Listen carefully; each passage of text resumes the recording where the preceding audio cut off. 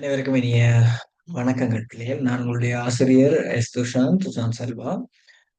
இன்றைக்கு நாங்கள் பார்க்க இருக்கிற பகுதி என்னன்னு சொல்லி கேட்டா, இலங்கையில் பிரித்தானியர் அதிகாரத்தை நிலைநாட்டுதல் தரம் 11க்குரிய 2வது அலகு. இது ஒரு மீட்டல் மாதிரி நாங்கள் இதை எடுத்துக்கொள்வோம்.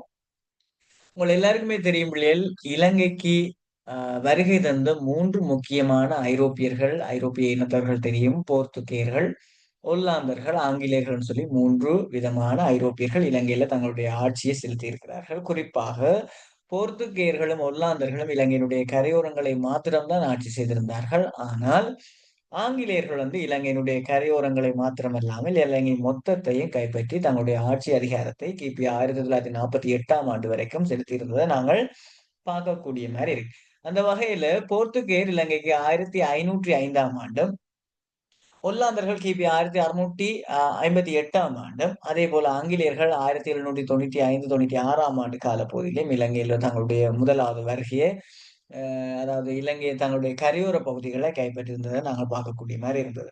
அப்ப அவர்கள் தூதுக்குழுக்கள் மூலமா இதற்கு முன்னரே இலங்கைக்கு ஒவ்வொரு இனத்தவர்களும் வந்திருக்கிறார்கள்.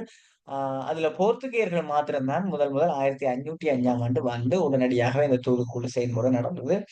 இதை நீங்க கேள்விப்பட்டிருப்பீங்க. ஆனா ஒல்லாந்தர்களோ சரி, ஆங்கிலேயர்களோ சரி, இலங்கைக்கு முதன் முதல் என்ற ஆண்டு நாங்கள் அவர்கள் தூதுக்குழுவாக வந்த ஆண்டுகளை நாங்கள் அதுக்கு முன்னுக்கே பார்க்கக்கூடிய மாதிரி இருக்கு.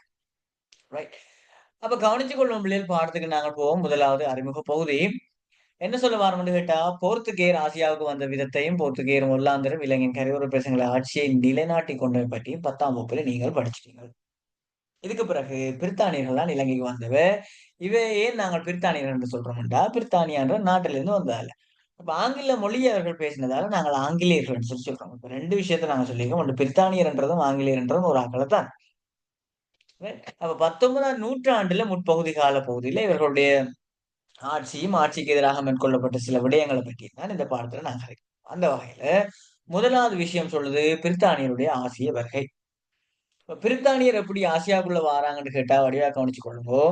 ஏற்கனவே கீழை தேசங்கள்ல, அதாவது கீழை தேசம்னு சொல்றது இந்தியா, இந்தோனேஷியா, இலங்கை இப்படியான நாடுகளை உள்ளடக்கின மாதிரி இருக்கு. இந்து சமுத்திர பிராந்தியங்களை நாங்கள் கீழை தேசம் கருதுவோம். அப்ப இந்த கீழை தேசத்துல போர்த்துகீரும் ஒல்லாந்தரும் ஏற்கனவே என்ன செய்யணும், வர்த்தகங்கள் செய்து கொண்டிருக்கணும். இந்த போர்த்துகேயர் ஒல்லாந்தரம் கீழ தேசத்துக்கு வாரத்துக்கு முதல் அரேபியர்கள் வர்த்தகத்துல அதிக அளவுல கோலோச்சி இருந்தார்கள். பிறகு என்ன நடக்குது கேட்டா, போர்த்துகேயரும் ஒல்லாந்தரும் வந்த பிறகு அவர்களுடைய கைவசம் கீழ தேச வர்த்தகம் மாறிச்சு. அப்ப பிரித்தானியா இளவரசி, அதாவது சாரி, பிரித்தானியாவோட ராணி அல்லது மகாராணி முதலாம் எலிசபெத் அவர்கள் என்ன செய்யறான்னு சொல்லி கேட்டா, ஒரு பெர்மிஷன் கொடுக்குறா. நீங்களும் கீழ தேசத்துக்கு போங்கடாப்பா, போய் ஆட்சியே அதிகாரங்களை பிடிச்சு அங்க இருக்கிற வர்த்தக விவசாயங்களை பார்த்து கொள்ளுங்க. அப்ப ஆங்கிலேய வணிக குழு ஒன்று என்ன செய்யறது கேட்டா, 1600ஆம் ஆண்டு ஆங்கிலேய கிழக்கிந்திய வர்த்தக கம்பெனி என்ற ஒரு கம்பெனியை தங்களுடைய ஆசியா பிராந்தியத்துல கொண்டு வர்த்தக நடவடிக்கைகள் ஈடுபடுறாங்க. அப்ப இந்த வர்த்தக கம்பெனியுடைய முதலாவது கப்பல் குழு சுமாத்ரா தீவுக்கு சென்று அங்க வர்த்தக நடவடிக்கைகள் என்ன செய்தார், ஆரம்பித்திருந்தார். இதுக்கு பிறகு வில்லியம் ஹோகின்ஸ் என்றவர் தலைமையில இன்னும் ஒரு கப்பல் குழு என்ன செய்யுன்னு சொல்லிட்டா, இந்தியாவுக்கு அந்த காலத்துல முகலாய பேரரசுடைய மாமன்னராக இருந்த ஜஹாங்கீரோட வர்த்தக நடவடிக்கைகள் தொடர்பான பேச்சுவார்த்தைகளை மேற்கொண்டிருந்தார். இதுதான் சம்பவம் பிள்ளைகள். ஏற்கனவே இந்த சமுத்திர பிராந்தியங்கள்ல ஒல்லாந்தரும் ஆங்கிலேய போர்த்துகேயரும் இருக்கணும். இப்ப புதுசா ஒரு ஆக்கள் வரியினம் யாருன்னு கேட்டா இந்த பிரித்தானியர்கள். அந்த பிரித்தானியா நாட்டினுடைய அரசி மகாராணியா இருந்த எலிசபெத் அவர்கள் என்ன செய்யறாங்க, முதலாம் எலிசபெத் பெர்மிஷன் கொடுத்தாச்சு. அப்ப பிரித்தானிய கிழக்கிந்திய வர்த்தக கம்பெனி என்ற பெயரோட ஒரு கம்பெனி இந்த தெற்காசியா மற்றும் கிழக்காசிய தென்கிழக்காசிய பகுதிகளுக்குள்ள கால் வைக்குது. இப்படி கால் வைக்கிறதுக்கு எப்படியான செயற்பாடுகள்ன்றது தான் நாங்கள் இப்ப காய்ச்ச. நாங்கள் சுமாத்ராவுக்கு போனாங்க ஃபர்ஸ்ட் டைம். அதுக்கு பிறகு வில்லியம் கோகின்ஸ் என்றவர் இந்தியாவுக்கு போனார். அங்க இருந்த முகலாய பேரரசனுடைய அரசர் ஜவாங்கீரோட சந்திச்சு அவரோட வர்த்தக பேச்சுவார்த்தை நடத்துறார். பிறகு ஆங்கிலேயர் ஆசியாவுக்கு வந்த ஆரம்ப காலத்திலேயே தென்கிழக்கு ஆசிய பிரதேசங்களுடன் தமது வர்த்தக தொடர்புகளை பலப்படுத்திக் கொண்டதுதான் அதிக அளவில் ஆர்வம் காட்டினது. தென்கிழக்கு ஆசியான்னு சொல்றது பிள்ளைகள் நீங்க கவனிச்சு கொள்ளுங்க. இந்த இந்தோனேஷியா, பிலிப்பைன்ஸ், அதே போல Thailand, Myanmar, Laos, right, Singapore, இப்படியான மலேசியா மாதிரியான நாடுகளை தான் நாங்க தென்கிழக்கு ஆசியான்னு சொல்லுவோம். அப்ப தென்கிழக்கு ஆசியாவில தான் அதிக அளவில் அவர்களுடைய வர்த்தக நடவடிக்கை ஆரம்பத்துல ஆங்கிலேயர்கிட்ட இருந்தாங்க. 17ஆம் நூற்றாண்டினுடைய முதல் தசாப்தங்களில் 1610ஆம் ஆண்டு 1620ஆம் ஆண்டுக்கு உட்பட்ட காலங்கள்ல அப்ப முதலிரு தசாப்தங்கள்லயும் தென்கிழக்கு ஆசியாவுடைய வர்த்தக ஆதிக்கத்தை கட்டியெழுப்பிக் கொள்றதுல போர்த்துகேயரும் ஒல்லாந்தருக்கும் இடையில் மோதல் இருந்தது. அப்ப இந்த 1620ஆம் ஆண்டு வரையிலான காலகட்டங்களுக்குள்ள முதல் 20 வருஷத்திலே போர்த்துகேயரும் ஒல்லாந்தருக்கும் ஒரே அடிவாள். அப்போது ஆங்கிலேயர் சில சந்தர்ப்பங்களில் போர்த்துகேயருக்கு எதிராக ஒல்லாந்துடன் ஒன்றுபட்டு செயல்பட அப்ப அந்த டைம்ல ஆங்கிலேயர் ஒல்லாந்தருக்கு சப்போர்ட் பண்ணி கொண்டிருந்தாங்க. அப்ப இந்த சாரர் 2 பேரும் அடிப்படையில் பொது எதிரியான போர்த்துகேயருக்கு எதிராக போராடுறதுக்கு ஆங்கிலேயரின் உதவியை பெற்றுக்கொண்டாலும் தென்கிழக்கு ஆசியாவில் வாசன திரவியங்கள் பெருமளவு விளையும் தீவுகளில் ஆங்கிலேயரின் ஆதிக்கம் பலப்படுறத ஒல்லாந்தர் விரும்பியது. என்னதான் போர்த்துகேயருக்கு யார் எதிரி என்று கேட்டா ஒல்லாந்தர்கள் எதிரி. அதே மாதிரி போர்த்துகேயருக்கு யார் எதிரி என்று கேட்டா ஆங்கிலேயர்களும் எதிரி. அப்ப எதிரிக்கு எதிரி நண்பன் என்ற மாதிரி ஒல்லாந்தருக்கு யார் சப்போர்ட் பண்றது? ஆங்கிலேயர்கள் சப்போர்ட் பண்ணினார். என்னதான் இருந்தாலும் ஆங்கிலேயருக்கு அவங்க சப்போர்ட் பண்ணி 2 பேரும் ஒன்றோடு ஒன்றாக இருந்தாலும் என்ன நடக்குதுன்னு சொல்லி கேட்டாங்க. இந்த அஹ், ஒல்லாந்தருக்கு அப்படியும் அது விருப்பம் இல்லை. என்ன விருப்பம் இல்லை? இந்த வர்த்தக பொருட்கள் அதிகம் காணப்படுகிற இடங்கள்ல ஆங்கிலேயர் ஆதிக்கம் பலப்படுறது அவங்களுக்கு விரும்பி. இதனால் 1623ஆம் ஆண்டுல அம்போய்னா என்ற தீவில் இருந்த கோட்டை ஒன்றை தாக்கிய ஒல்லாந்தர்கள் அங்கிருந்த ஆங்கிலேயர்கள் ஒரு பகுதியை கொலை செய்தார். அதற்கு எதிராக ஒல்லாந்தர் மீது பதில் தாக்குதல் புரியும் அளவுக்கு ஆங்கிலேயரிட படை பலம் பெரிய போதிய அளவாக இல்லாதால தென்கிழக்காசிய பிரதேசங்களில் இருந்த ஆங்கிலேயர்கள் என்ன செய்தார்கள்? இந்தியா மாதிரியான வேற பகுதிகளை நோக்கி தங்களுடைய கவனத்தை செலுத்தினார்கள். அப்ப ஒரு நாள் இரவு என்ன நடந்தது கேட்டா அம்போய்னான்ற தீவில் இருந்த ஒரு கோட்டை ஒன்றுக்கு போய் ஒல்லாந்தர்கள் ஆங்கிலேயருடைய படைகளை துவம்சம் செய்து கொண்டாங்க. இதனால அங்க இனிமே இருக்கிறது சேஃப் இல்லைன்னு சொல்லி ஆங்கிலேயர்கள் என்ன செய்யணும்? இந்தியா பக்கம் வரையணும். இதான் விஷயம். ஆங்கிலேயர் 1607ஆம் ஆண்டிலிருந்து இந்தியாவுடன் வர்த்தக தொடர்புகளை ஏற்படுத்திக் கொள்வதற்கு முயற்சித்த போதிலும் அதை அடைந்து கொள்வதற்கு 10 வருடங்களுக்கு மேற்பட்ட காலத்தை எடுத்துக்கொள்ள வேண்டியிருந்தது. இந்தியாவில் ஆங்கிலேயர் தந்திரமான முறையில் செயற்பட்டமையினால் 17ஆம் நூற்றாண்டின் முற்பகுதியில் சென்னை, பம்பாய், கல்கத்தா உட்பட்ட பிரதேசங்களில் வர்த்தக நிலையங்களை ஆரம்பிக்கிறதுக்கு அவர்களால இருந்தது. ஆங்கிலேயர் இந்தியாவோட தங்களோட வர்த்தக உடன்படிக்கையை ஏற்படுத்தி கொண்டு கொஞ்சம் ட்ரை பண்ணியிருக்காங்களா, அது கொஞ்சம் புத்திசாதுரியமா செயற்பட்டதால ஒரு 10 வருஷத்திலேயே கிட்டத்தட்ட இந்த 17ஆம் நூற்றாண்டு முற்பகுதியில சென்னை, பம்பாய், கல்கத்தா முதலான இடங்கள்ல தங்களோட வர்த்தக நிறுவனங்களை ஆரம்பிச்சாங்க. பம்பாய்ன்றது மும்பை தான். இந்தியா மும்பை தான் நாங்க பம்பாய்ன்னு சொல்லுவோம். கல்கத்தா நீங்க கொல்கத்தான்னு சொல்லுவீங்க. சென்னையினுடைய பழைய பேர் மெட்ராஸ்ன்னு சொல்லி சொல்லுவாங்க. நீங்க மதராசப்பட்டினம் என்றும் அதை சொல்றோம். ரைட். வென்றாலும் 1664ஆம் ஆண்டிலிருந்து பிரான்சியர் என்ற புது டீம் ஒன்றும் இந்தியாவுக்குள்ள வந்துட்டாங்க. ஏற்கனவே 3 டீம் தெற்கு இந்த கீழ தேசத்துல இருக்குது.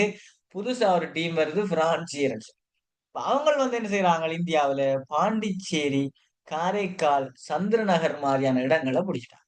அங்க வர்த்தக நிலையங்களை எல்லாம் ஆரம்பிச்சு ஒல்லாந்தருடன் மட்டுமன்றி பிரான்சியரோட இப்ப யாருக்கு பிரச்சனை வரப்போகுது? ஆங்கிலேயர் போட்டியில ஈடுபட வேண்டிய பிரச்சனை வரும். 18ஆம் நூற்றாண்டு ஆகும்போது இந்தியாவில் தமது ஏகாதிபத்தியத்தை நிறுத்திக் கொள்வதில் ஆங்கிலேயருக்கும் பிரான்சியருக்கும் இடையில் அரசியல் போராட்டம் என்ன செய்து ஆரம்பமாகுது. இலங்கை மீது பிரித்தானியுடைய கவனம் ஈர்க்கப்படுதல் என்ற விஷயம் அடுத்தது நாங்கள் பார்க்கப்பட்டது. இவ்வளவு நேரம் பார்த்த விஷயம் உங்க எல்லாருக்குமே விளங்கி இருக்கும்னு நினைக்கிறேன். இது என்னன்னு கேட்டா பிள்ளைகள், இந்த ஆங்கிலேயர்களா இருந்தாலும் சரி, ஒல்லாந்தர்களாக இருந்தாலும் சரி, அதே மாதிரி போர்த்துகீரா இருந்தாலும் சரி, பிரான்சியரா இருந்தாலும் சரி, எப்படி கீழ தேசத்துக்கு வந்தார்கள் பற்றி இந்த 4 இனத்தவர்களுமே யாருன்னு கேட்டா 4 பேருமே ஐரோப்பியர்கள் தான். ஆனால் ஒரு ஆளுக்கு ஒரு ஆள் போட்டி. சரிதானே? ரைட். அடுத்த பகுதிக்கு வாங்க. 2.2 இலங்கையில எப்படி பிரித்தானியர் தாங்கள் இந்த பக்கம் வந்தாங்க. அப்ப ஆங்கிலேயர் இந்தியாவுக்கு வந்து 100க்கும் மேற்பட்ட ஆண்டுகள் செல்லும் வரைக்கும் இலங்கையை வேற ஏறெடுத்து கூட பார்க்கல. இலங்கையை ஒரு பொருட்டா கூட ஆங்கிலேயர் என்ன செய்யல? கருதி கொள்ளையில. ஆங்கிலேயர் இந்தியாவில தமது பலமான ஆதிக்கத்தை நிறுத்தி கொள்ளாமைக்கு போர்த்துகீரும் பின்னர் ஒல்லாந்தரும் இலங்கை தீவின் கரையோரமாக சக்தி வாய்ந்த கோட்டை தொகுதி ஒன்றை கொண்டிருந்தமை காரணமா இருந்திருக்கலாம். கெஸ் பண்றாங்க. எப்படி? ஏன் ஆங்கிலேயர்கள் இலங்கைக்கு வரீங்கன்னு கேட்டா இலங்கையில போர்த்துகீரும் சரி ஒல்லாந்தரும் சரி நல்ல பில்டிங்ல நிறைய பெரிய பெரிய கோட்டைகளை கட்டி வச்சிருந்தாங்க. அதனால பயப்பட்டிருக்கலாம் சொல்லி சொல்றாங்க. என்றாலும் 18ஆம் நூற்றாண்டின் முன்னரே பகுதியில் இந்தியாவில் முகலாய பேரரசு வீழ்ச்சியுறத் தொடங்கியதும் அதுவரை வர்த்தகத்தில் மாத்திரம் கவனம் செலுத்திய ஆங்கிலேயர்கள் இந்தியாவின் அரசியல் அதிகாரத்தை பெற்றுக் கொள்றதுக்கும் எத்தனித்தார்கள். அப்ப முகலாய பேரரசின் வீழ்ச்சியோட ஆங்கிலேயர்கள் என்ன செய்யணும்? இந்திய அரசியல்லே தங்களுடைய கவனத்தை திருப்பினர். அப்ப என்னதான் இருந்தாலும் இலங்கைக்கு ஆங்கிலேயர்கள் தங்களுடைய கவனத்தை திருப்பினதுக்கு பிரதானமான காரணம் என்னன்னு கேட்டா, ஒன்று இலங்கையினுடைய அமைவிடம். ரைட். 2வது இலங்கையில் கருவா உட்பட பெறுமதி வாய்ந்த வர்த்தக பொருட்கள் கிடைத்தது. இந்த 2 காரணங்களாலயும் ஆங்கிலேயர்கள் இலங்கைக்கு வாரதுக்கு ட்ரை பண்ணாங்க. அப்ப இலங்கை இந்தியாவுக்கு அருகில் இருந்தமையினாலும், அ அதேபோல வங்காள விரிகுடா உட்பட்ட இந்தியாவைச் சூழ உள்ள கடற்கரை பிரதேசங்களில் கடற்படை வியாபார ஆதிக்கத்தை நிறுத்த பொருத்தமான இடமாக இருந்தமையாலும், ஆங்கிலேயருக்கு அதன் தேவை முக்கியமானதாக இருந்தவை. இது வந்து மேலதிக ஒரு விளக்கம் உண்டு. பிரான்சியருடன் பிரித்தானியருக்கு வங்காள விரிகுடா பிரதேசத்துல அடிக்கடி சண்டை ஏற்படும். இப்படி சண்டை ஏற்படுற சந்தர்ப்பங்கள்ல பழுதடைந்த கப்பல்களை திருத்தி அமைத்துக் கொள்றதுக்காண்டி அவைக்கு துறைமுகம் ஒன்று தேவையா இருக்கும். அப்படி ஒரு துறைமுகம் தேவையா இருக்கின்ற சூழ்நிலை இருக்கைதான் இலங்கையினுடைய திருகோணமலை துறைமுகம் மீது ஆங்கிலேயருடைய கவனம் திரும்பிச்சது. இதனால திருகோணமலையை ஆங்கிலேயர்கள் கைப்பற்றதுக்கு என்ன செய்யணும்? முனைப்பு காட்டி. அப்ப வை ட்ரிங்கோமலி ஹார்பர் இஸ் இம்பார்ட்டன்ட். ஏன் திருகோணமலை துறைமுகம் வந்து முக்கியம் என்ற கேள்வி கேட்டா, திருகோணமலை துறைமுகம் வங்காள விரிகுடாவை நோக்கி அமைந்திருக்கு. வங்காள விரிகுடாவுக்கு பார்த்த மாதிரி திருகோணமலை இருந்தது. இந்தியாவின் கிழக்கு கரையோரத்தில் ஆங்கிலேயருடைய கடற்படை பலத்தை பாதுகாத்துக் கொள்றதுக்கு இந்த துறைமுகம் முக்கியமான ஒன்றா இருக்கும். அதே மாதிரி வடகிழக்கு பருவக்காற்று காலத்துல கப்பல்களை பாதுகாத்துக் கொள்றதுக்கு திருவண்ணாமலை துறைமுகம் பயன்பட்டு இவ்வளவும் முக்கியமான ஒரு விஷயமா இங்க சொன்னாங்க. திருகோணமலை ஏன் முக்கியம்? இப்ப இந்தியாவில் பாதுகாப்புக்காகவும் இந்து சமுத்திர கடற்படை நடவடிக்கைகளுக்காகவும் பொருத்தமான கேந்திர நிலையமாக எங்களுடைய திருவோணமலை துறைமுகம் இருந்தது. அது பிரான்சியருடைய கைவசம் போச்சுன்னு சொன்னா தங்களுக்கு சிக்கலா போயிருமன்றதுக்காண்டி, ஆங்கிலேயர்கள் இலங்கையினுடைய புவியியல் அமைவோட முக்கியத்துவம் மற்றும் திருவோணமலை துறைமுகத்துடைய விசையோட முக்கியத்துவத்தாலையும் இந்த நாட்டின் மீது தங்களுடைய கவனத்தை திருப்புறதுக்கான முதன்மையான காரணங்களாக காணப்பட்டது. இலங்கை கருவா உட்பட வாசனை திரவியங்களுக்கு புகழ்பெற்ற நாடாக விளங்கியது. இது உங்களுக்கு தெரியும். ஐரோப்பிய சந்தையில் அதிக கேள்வி நிலவிய உயர்தரமான கருவா இந்த நாட்டிலாம் இருக்குது. கருவா வியாபாரத்தால் ஒல்லாந்து பெருமளவு லாபம் ஈட்டுறதை ஆங்கிலேயர்கள் தெரிந்து வச்சிருந்தார்கள்.